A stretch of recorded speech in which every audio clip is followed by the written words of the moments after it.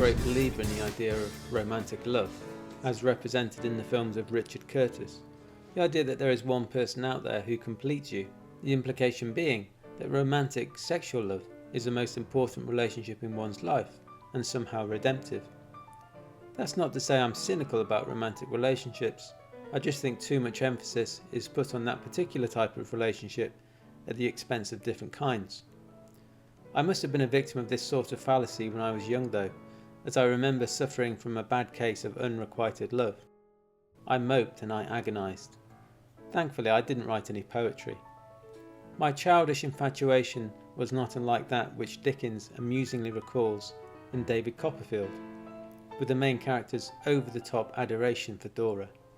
She was more than human to me. She was a fairy, a sylph. I don't know what she was. Anything that no one ever saw, and everything that everybody ever wanted.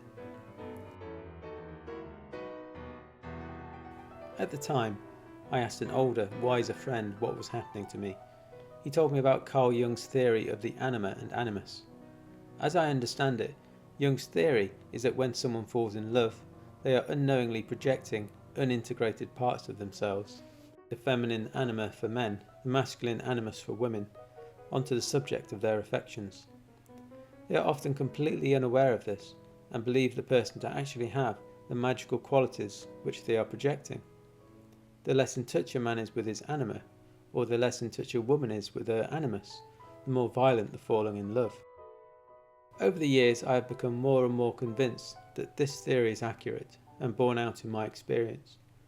Obviously there is more going on in romantic relationships than just this. The evolutionary drive to have children, the need to have emotional intimacy, easing existential loneliness. It's a complicated mix, but in terms of the falling in love aspect, I think Jung's theory is right. It's appropriate that Jung used the words anima and animus, as falling in love does animate something in us. It brings something dormant in us to life. It brings something magical into our experience, and as such can be very useful. When these qualities are evoked in someone, we can consciously reclaim them in ourselves, in the process that Jung called individuation.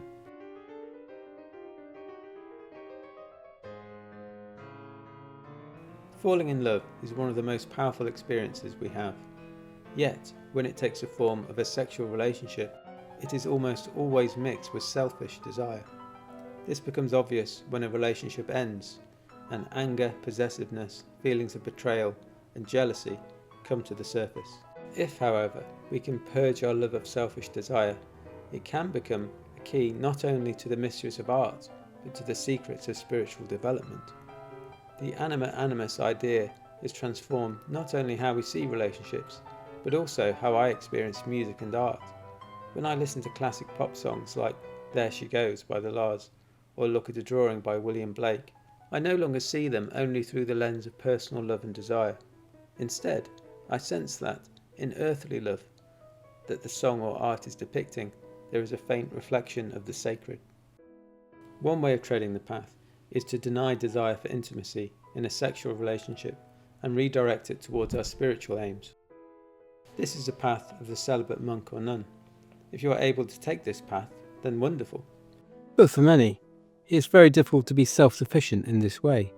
It may be easier to work on this transformation within a relationship, ideally with someone who shares the same intention.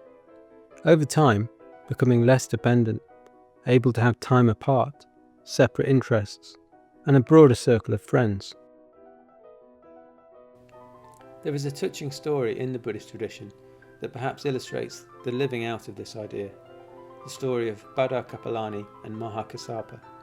They were born into wealthy families, but both of them yearned to escape the worldly life and live an ascetic, holy life. However, both of their parents were insistent that they get married. So Mahakasapa employed a blacksmith to make a golden statue of an incredibly beautiful woman, saying to his parents, "If you can find a woman like this, who is the image of my idea of perfection, then I will marry her," thinking that no such woman could be found. His clever mother, however, suspected that the image Mahakasapa had created was the image of a woman with whom he was karmically connected from previous lives. And so it was. To the couple's dismay, Baddha Kapilani was found and matched the image of the golden statue. The two reluctantly married, never consummating the union. When Mahakasapa's parents died, they came into possession of their estate, but renounced it to live a holy life. They got robes and begging bowls, shaved each other's heads, and set off into the world. Then they came to a crossroads and decided to part. Baddha, who was later called by the Buddha the foremost in the recollection of past lives, said, "Our close companionship and friendship that has lasted for an unfathomable past ends today." The ground trembled and quaked, and the sky thundered to mark their momentous parting as they walked in separate directions. Both were bound for an even greater union on meeting the Buddha and the Buddha's teachings, both becoming followers of the Buddha and both attaining enlightenment. In their final life together, they are clearly extremely advanced practitioners, able to walk away from each other. But I imagine in their first meetings, in their first lifetimes together, them being drawn together and falling in love in a way not dissimilar to a Richard Curtis film, or like David Copperfield as mentioned above, full of yearning, misunderstandings, times when they tried to part but found themselves back together, times when it was painful and sad. Gradually through the lifetimes, weeding from their union its more neurotic aspects. There is another story I would like to share from later Buddhism, which illustrates the process of refining one's love and desire in a more sudden, dramatic way. The story is that of Kankaripa. Though not a bad man, he had no interest at all in the spiritual life. His life was built around his beautiful wife, with whom he shared sensual pleasures beyond belief. When she suddenly died, he carried her lifeless body to a cremation ground, and there he broke down, paralysed with grief. A yogi appeared next to him, yogi here meaning spiritual practitioner, not someone who did yoga, and asked him what was wrong. Kankaripa said, "With the death of my wife, my life is over. I may as well tear my eyes out. No one has suffered like this." The yogi said, "Why guard this corpse, no different from a lump of clay? Why not practice the Dharma and eliminate suffering?" "If there is a way out of this suffering, please give it to me," said Kankaripa.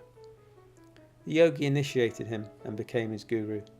He gave him a meditation to practice, in which he imagined his wife not as a corpse, but as a Dakini, a sky dancer, a blissful embodiment of ultimate reality. Kankaripa practiced the meditation for 6 years, using the practice to sublimate his grief and desire for his wife into a manifestation of the nature of reality. He became one of the 84 Mahasiddhis, the greatly accomplished ones. He went to teach many others and sang this song of realization. "My Dakini woman, my queen, my lady, the visible form of my pure awareness, form not separate from me, nor yet a part of me, the phenomenal appearance of empty space. She is beyond compare and beyond words."